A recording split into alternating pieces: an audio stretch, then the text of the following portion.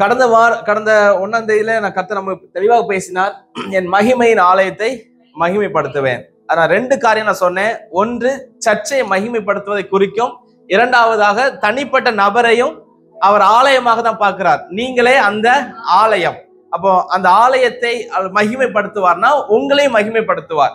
Okay, மகிமைப்படுத்துதல்னா என்ன என்று நீங்க பாத்தீங்கன்னா, அது ஒரு ஆசீர்வாதமான மகிமைப்படுத்துதல்னா அநேக காரியங்கள் இருக்குது. அதுல ஒரு சில காரியங்கள் சொல்லிடுறேன். ஒரு சுகமா இருக்கலாம், அது உங்களை மகிமைப்படுத்துதல். ஒரு உயர்வா இருக்கலாம், ஒரு புகழ்ச்சியா இருக்கலாம். உங்களை கீர்த்தியும் புகழ்ச்சியும் வகிப்பேன். உங்களை நான் மகிமைப்படுத்துவேன்னா உங்களை உயர்வை தருவேன், ஆசீர்வாதங்களை தருவேன் என்பதை தான் அது குறிக்கிறது. கடைசியில பாத்தீங்கன்னா உங்களை மகிமைப்படுத்துவேன் என்று சொன்னால் பரலோக ராஜ்யத்துக்குள்ள போகிறதே அது குறிக்கிறது. அது வந்து ஆஃப்டர் அவர் டெத், மரணத்துக்கு அப்புறமாக நடக்கிற காரியங்களையும் அது குறிக்கிறது. சரியா? ஓகே, இந்த மகிமைப்படுத்துவேன் இந்த காரியத்தை நான் தியானித்துக் கொண்டிருக்கும் போது கர்த்தர் எனக்கு உணர்த்தின ஒரு சில காரியங்களை இன்னைக்கு வேகமாக, அநேக வசனங்கள் இருக்கிறது, வேகமா நீங்க வாசிங்க, வாசித்து அதை முடிக்கலாம். 2 கொரிந்தியர் 3:18 ஒருத்தர் வாசிங்க. மகிமையின் மேல் மகிமை அடைந்து மறுரூபப்படுகிறோம். அதுல ஒரு வார்த்தை வரும், சாயல்னு வந்திருக்கும்.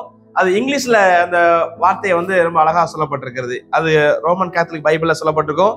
அவர் சாயலாக மாற்றம் அடைகிறோம். அவர் சாயலாக மாற்றம் அடைகிறோம். சரி, மகிமைப்படுத்தலாம் என்ன? ஃபர்ஸ்ட் பாயிண்ட் என்னன்னா, நம்மளாம் யாரை போல படைக்கப்பட்டிருக்கிறோம்? தேவனுடைய சாயல்ல தேவனை போலவே படைக்கப்பட்டிருக்கிறோம். அது வந்து ஒரு மிகப்பெரிய சத்தியம், யாருக்குமே விளங்காத அல்லது புரியாத ஒரு சத்தியம். நம்ம யார மாதிரி இருக்கிறோம்? நம்ம அப்பா அம்மா மாதிரி இருக்கிறோம், அது ஒரு பக்கம் இருந்தாலும் யாரை போல இருக்கிறோம்? தேவனை போலவே இருக்கிறோம். we are created in the image of God. அப்ப தேவனுடைய இமேஜ், அவரை போலவே நாம் படைக்கப்பட்டிருக்கிறோம். அது நீங்க மறக்கவே கூடாது. ஆனா அவரை போல படைக்கப்பட்ட ஆதாம் ஏவாள் என்ன செய்யல? அவரை போலவே இல்ல.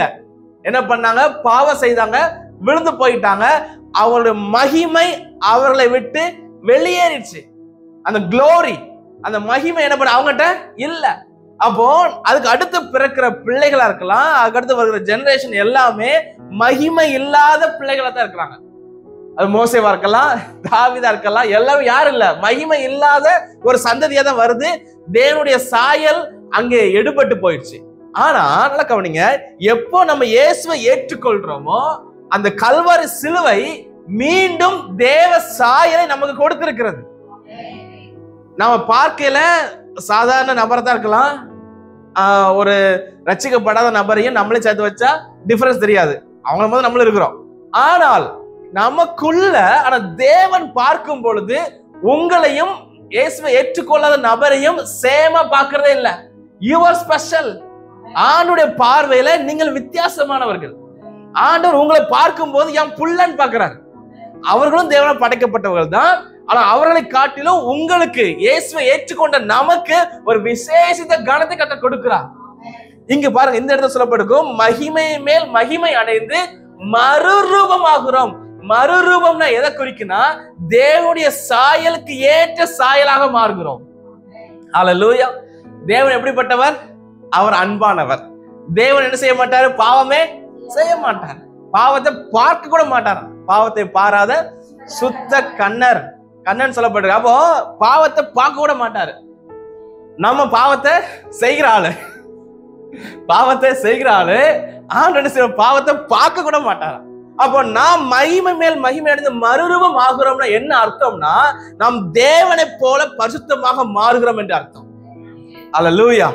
அப்போ உங்களை மகிமைப்படுத்துவேன்னா முக்கியமான பாயிண்ட் ஆண்டு தெளிவாண்ட பேசினாரு. இந்த வருஷத்துல அநேகருடைய இருதயத்துல இருக்கிற பாவ கரைகளை மாத்துறார். அல்லேலூயா. நம்மளாம் நீதிமான்கள் தானே, இல்லையா?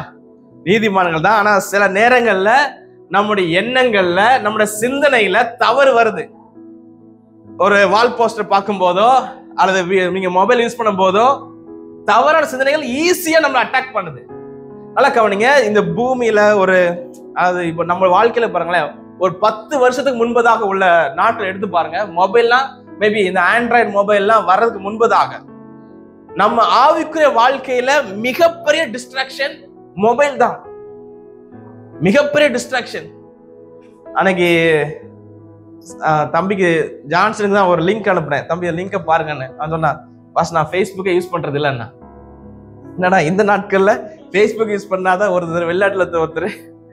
எனக்கு இட் வாஸ் ரியலி நம்ம அப்படி இருக்கணும். எனக்கு ஃபேஸ்புக் யூஸ் பண்ணாம இருக்க முடியல. ஒருத்தர் ஃபேஸ்புக் அக்கௌண்ட் இல்லாம ஒருத்தர் இருக்கிறார் நம்ம சர்ச்சில். சோ நல்லா கவனிங்க, these are distractions. நான் வந்து இது எப்ப நான் கண்டுபிடிச்சேன்னா, நான் பெராக்கா சென்னைக்கு போயிருந்தேன். சென்னையில ஃபர்ஸ்ட் நாள் அவங்க சொன்ன இன்ஸ்ட்ரக்ஷன்ஸ், 3 நாள் இங்க இருக்க போறீங்க, 3 நாளும் செல்ல நீங்க என்ன செய்ய யூஸ் பண்ணாதீங்க. எமர்ஜென்சினா நீங்க கால் பண்ணி பேசுங்க, மற்றபடி சோசியல் மீடியா ப்ளீஸ் அவாய்ட். அவர் எஸ்ஐகே அண்ணன்னு தெளிவா சொன்னார், எஸ்ஐகே பிரான்ச் வந்தோன்னு சொன்னார்.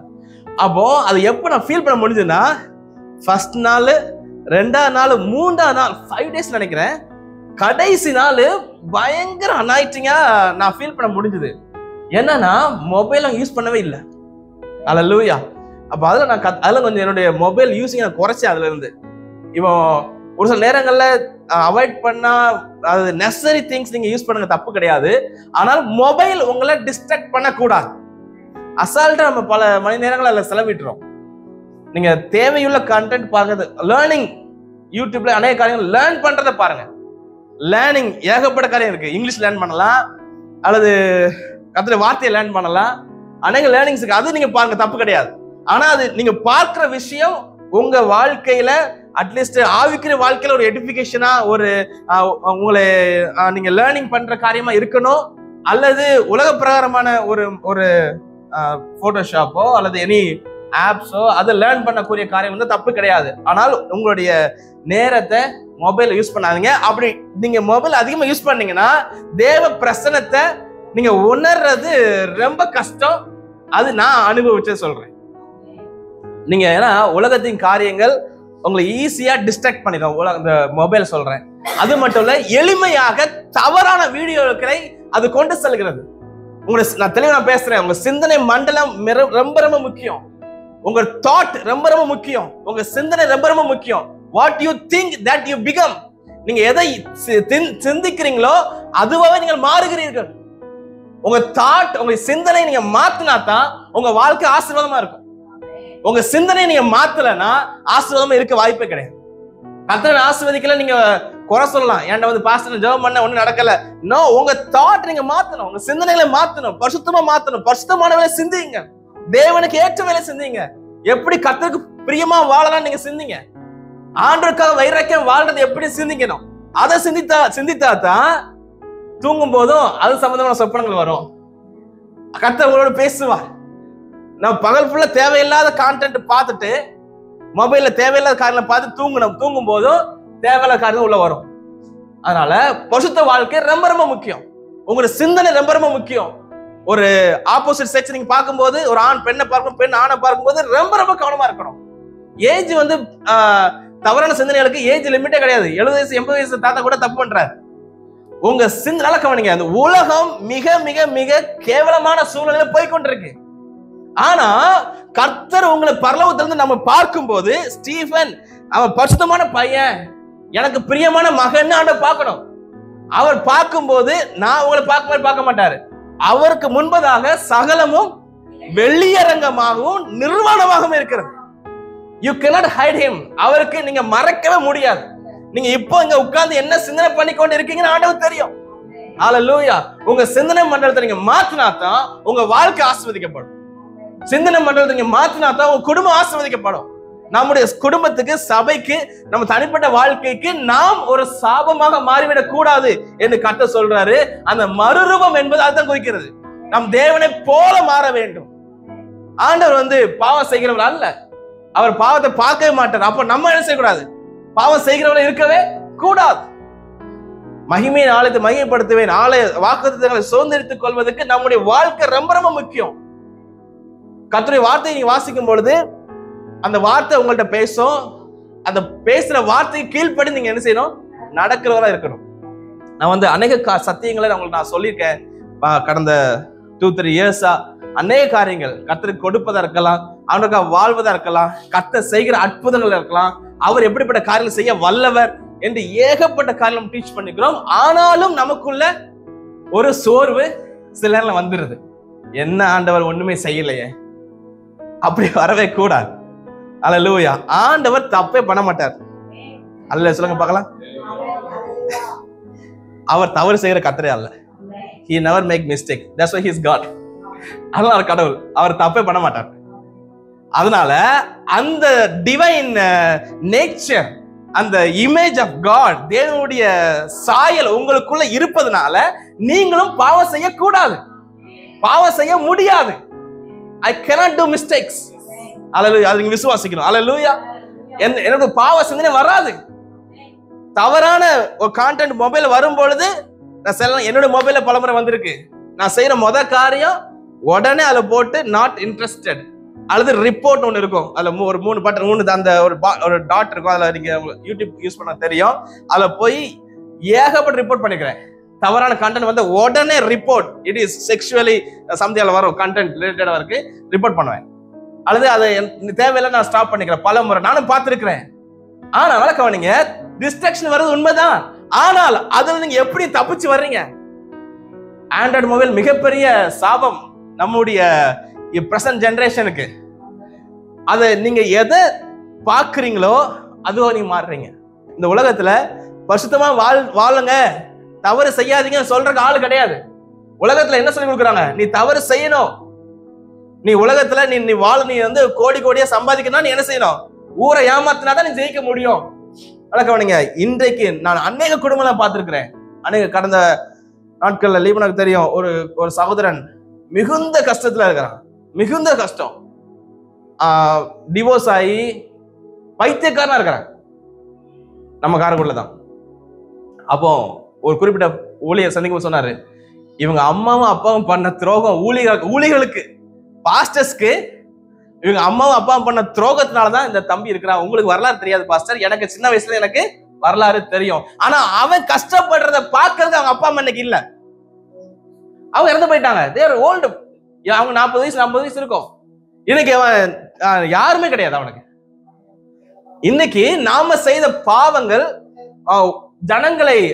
ஜனங்கள் அநேக பாவத்துல இருக்கிறாங்க. இன்னைக்கு கோடி கோடியை சம்பாதிக்கலாம், டெஃபினட்டா அவங்களுடைய சந்ததியை அது பாதிக்கும். ஆனா அதை பார்க்கறதுக்கு அவங்க இருக்க மாட்டாங்க.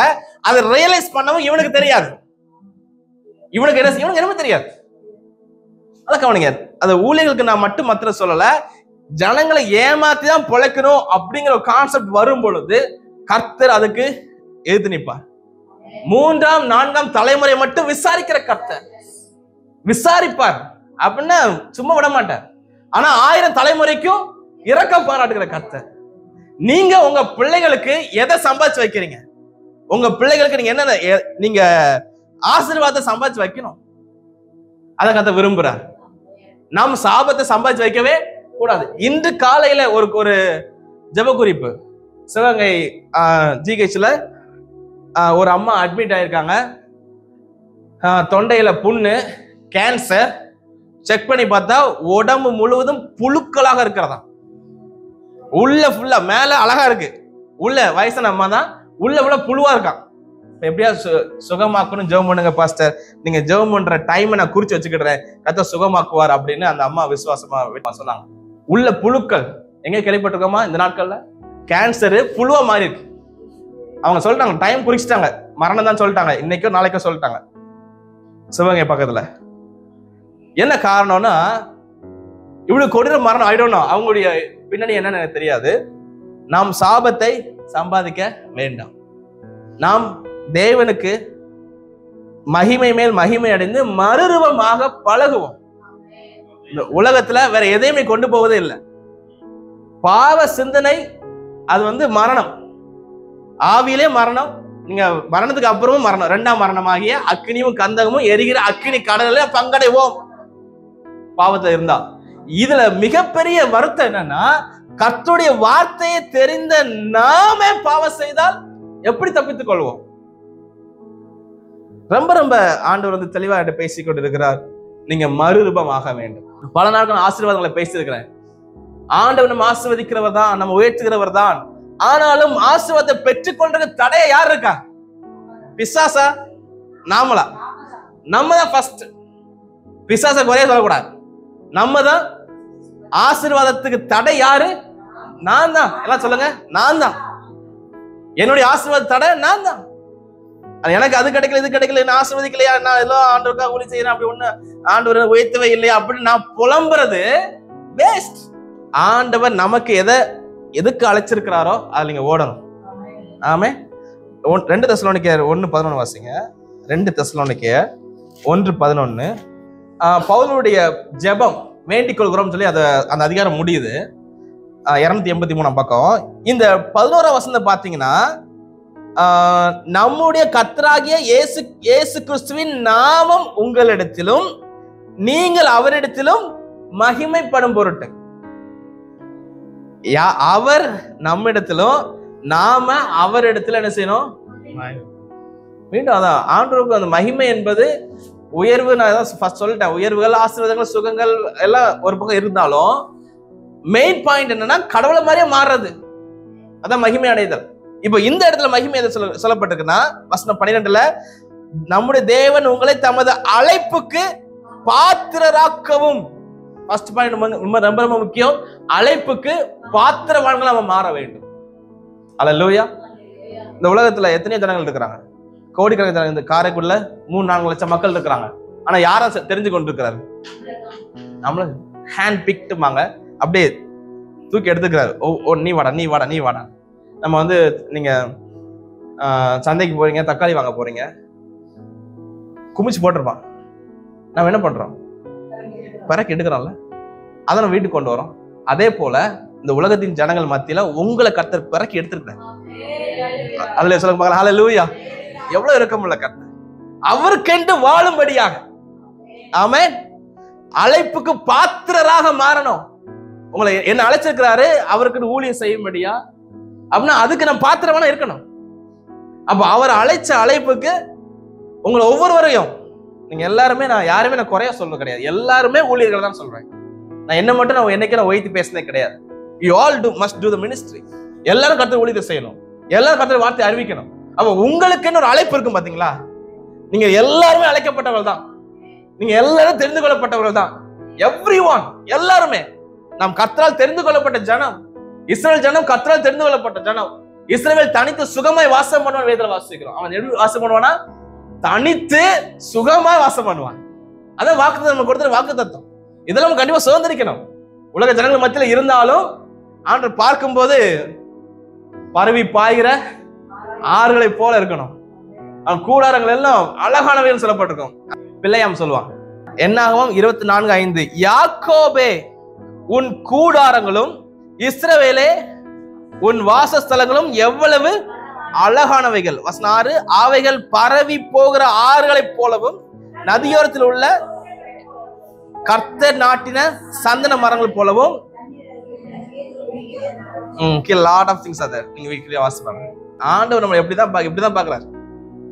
இது பிள்ளையாம கர்த்தருக்கு விரோதமா, கர்த்தருக்கு பிள்ளைகளுக்கு விரோதமா தீர்க்கதை சொல்ல வந்த கள்ள தீர்க்கதரிசி. அவன் சொல்றான் இஸ்ரவேல் ஜனங்கள், ஆஹா கர்த்தருடைய பிள்ளைங்க they are special. ஹல்லேலூயா. நீங்க வித்தியாசமானவர்கள். உலக ஜனங்கள் மாதிரி நம்ம பேசக்கூடாது. உலக ஜனங்கள் மாதிரி கெட்ட வார்த்தை பேச கூடாது. அவன மாதிரி குடிகாரனா நம்ம இருக்க கூடாது. அவன மாதிரி ட்ரெஸ் பண்ண கூடாது. we should be special. நம்ம வித்தியாசமா இருக்கணும். நம்மள பார்த்த உடனே சொல்லணும், கர்த்தர் இயேசுவை நேசிக்கிற குடும்பம்பா, சர்ச்சுக்கு போற குடும்பம், பார்த்த உடனே சொல்லணும். அப்படிப்பட்டதான அபிஷேகம் நமக்கு வேணும். அப்ப ஆண்டவர் பார்க்கும்போது இவன் ஒரு கலத்துக்கு சொல்றான், இப்ப பறவை பாகல் நீருட்டு பயங்கரமா இருக்காங்க, கர்த்தர் தோட்டத்தை போல இருக்கிறாங்க. கர்த்தர் நாட்டின சந்தன மரம், மனுஷன் நாட்டின சந்தன மரமே நல்ல ஸ்மெல் இருக்கும். அப்ப கர்த்தர் நாட்டின சந்தன மரம் எப்படி இருக்கும்? அதை விட அழகா, அதை விட நல்லா, ஆமா குஷ்பு சொல்லுவாங்க ஹிந்தில இல்ல, ஆமா கர்த்தர் நாட்டின சந்தன மரம் நம்ம இருக்கிறோம். நீங்க இருக்கிற இடம் வாசனை உள்ள இடமா இருக்கணும். நீங்க போனாவே சமாதானம் இருக்கணும். நம்ம போன ஐயோ வாரானா, ஐயோ 7:30 இழுத்து விட்டுருவானா அப்படி சொல்லக்கூடாது. நம்ம போனாலே எப்ப சமாதானம் இல்லாத இடத்துல சமாதானம் கொண்டு வருகிற குடும்பமா, நபரா, இது நான் மட்டும் இல்ல, உங்களை ஒவ்வொருவருக்கும் பார்த்து கத்த சொல்றேன். நீங்கள் ஆசீர்வதிக்கப்பட்டவர்கள். அல்லேலூயா. அதான் மகிமை மேல் மகிமை என்பது கர்த்தத்திலேயே பேசுறாரு. இண்டிவிஜுவலா நீங்களும் நானும் இயேசுவை போலவே மாறணும், இயேசுவை போலவே பேசணும், இயேசுவை போலவே சிந்திக்கணும், இயேசுவை போலவே நடக்கணும், இயேசுவை போலவே அற்புதங்களை செய்யணும், இயேசுவை போலவே மரித்தவர்களை எழுப்பணும், இயேசுவை போலவே சுகமாக்குறவர்களா இருக்கணும், இயேசுவை போலவே பிசாசுகளை துரத்துறவர்களா இருக்க வேண்டும் என்று கர்த்தர் விரும்புகிறார். ஹல்லேலூயா.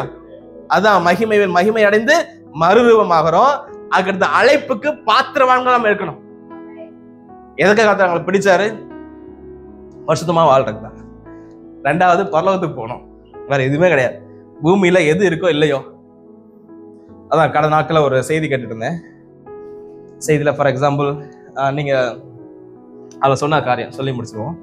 நீங்க இந்த டப்பா ஒரு பாக்ஸ் வச்சுக்கோங்களேன். இந்த பாக்ஸ் வேணும்னு நீங்க ஜெபம் பண்றீங்க. இது ஒரு 10,000 வச்சுக்கோங்க. இந்த பாக்ஸ் வேணும் ஆண்டவரே. நீங்க இந்த பாக்ஸுக்காக நீங்க ஜெபிக்கிறது, ரொம்ப நேரம் ஜெபிக்கிறீங்க, உபவாசமோடு ஜெபிக்கிறீங்க, ஆனா கிடைக்கல. நீங்க என்ன பண்ணுவீங்க? பக்கத்துல ஒரு வேற பாக்ஸ் ஒன்று இருக்கு, அதுக்கு நீங்க என்ன பண்ணுவீங்க? ஸ்கிப் பண்ணிடுவீங்க இல்லையா? சில நம்ம ஸ்கிப் பண்றோம். ஒருவேளை இந்த பாக்ஸ் கிடைச்சா என்ன பண்ணுவோம்?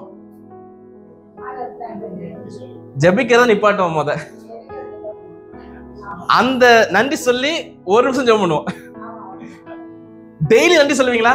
இல்ல.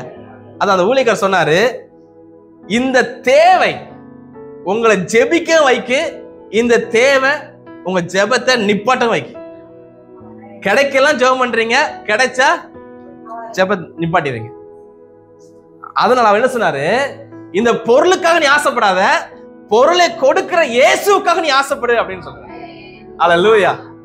It's not apple. அது சொல்ல ஆப்பிள் சொல்லிப்பாரு, ஆப்பிள் கிவர். நம்ம வந்து இந்த பொருளை கொடுக்கிறவருக்காக நீ என்ன செய்யணும்? ஆசைப்படணுமே தவிர பொருளுக்கு நீங்க ஆசைப்படக்கூடாது. அவருக்கு தான் முக்கியத்துவம் கொடுக்கணும். ஆண்டவரே நீங்க நினைச்சா அது கொடுக்க முடியும், இதை விட பெருசா கொடுக்க முடியும். ஹல்லேலூயா. அப்போ இட்ஸ் நாட் a promise. நீங்க அண்ணா அழகா சொன்னாங்க, அது வாக்குத்தத்தத்தை நீங்க நம்பாதீங்க. வாக்குத்தத்தத்தை என்ன பாஸ்டர் சொல்றீங்க அப்படின்னு நினைக்காதீங்க. வாக்குத்தத்தத்தை கொடுத்தவரை நம்புங்க. ஹல்லேலூயா. வாக்குத்தத்தம் இம்பார்ட்டன்ட் தான், அதோட முக்கியம் எது? வாக்குத்தத்தத்தை நிறைவேற்றுகிறவர் அதோட முக்கியம். ஹல்லேலூயா. வாக்குத்தத்தத்தை கொடுத்தவர் உண்மையுள்ளவர், கண்டிப்பா நிறைவேற்றுவார். அப்போ வாக்குத்தத்தம் தேவைதான், அதோட முக்கியம் யாருன்னா வாக்குத்தத்தத்தை கொடுக்கிறவர் முக்கியம். ஆசீர்வாதம் முக்கியம் தான், அதோட முக்கியம் ஆசீர்வாதத்தை கொடுக்கிறவர் முக்கியம். அப்போ ஃபர்ஸ்ட் இம்பார்ட்டன்ட் யாருக்கு கொடுக்கணும்? ஆசீர்வாதம் கொடுக்கிறவருக்கு இம்பார்ட்டன்ட் கொடுக்கணும் தவிர ஆசீர்வாதத்தை நீங்க ஃபோக்கஸ் பண்ணாதீங்க. உலகத்தின் ஆசீர்வாதங்கள், சுகங்கள், விடுதலை, சமாதானம், வீடு, காரு, பங்களா எல்லாம் கரெக்டா தருவார். அவர் தருகிற நீங்க நோக்கி பார்த்தாலே போதும். அதான் நீங்க மகிமை மேல் மகிமை அடைவதை சொல்லப்பட்டிருக்கு.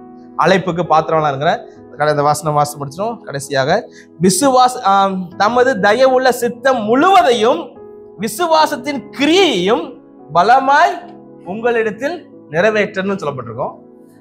அப்ப விசுவாசத்தின் கிரியை என்பது நான் சொல்லிட்டேன், அற்புதம் செய்கிறது. விசுவாசத்தின் கிரியை என்னது? நீங்க விசுவாசித்தீங்கன்னா தேவனுடைய மகிமையை காண்பீங்க. அது அகைன் இந்த க்ளோரி மகிமையில நீங்க விசுவாசத்தை மகிமையை காணும். விசுவாசித்தீங்கன்னா அற்புதம் காண்பீங்க, விசுவாசித்தீங்கன்னா அதான் நிறைவேறுது. அப்ப நீங்க ஒவ்வொருவரும் அற்புதங்களை செய்கிறவரா மாற வேண்டும் என்று கர்த்தர் விரும்புகிறார். இன்னும் 30 வசனம் இருக்கு, நான் முடிக்கிறேன். 2 கொரிந்தியர்ல 3:10 சொல்லப்பட்டது போல மகிமையில் மகிமை அடைந்து இயேசுவின் மறுரூபமாகிறோம் என்பது எதை குறிக்கிறது? தேவனுடைய சாயலாக மாறுகிறோம் சொல்லப்பட்டிருக்கு. 2வது அழைத்த அழைப்புக்கு பாத்திரமானதா இருக்கணும். 3வதாக நம்முடைய விசுவாசத்தின் கிரியையை நிறைவேற்றுவதா இருக்கணும். அதுதான் மகிமையின் மேல் மகிமை. ஹல்லேலூயா. ஜெபம் பண்ணுமா?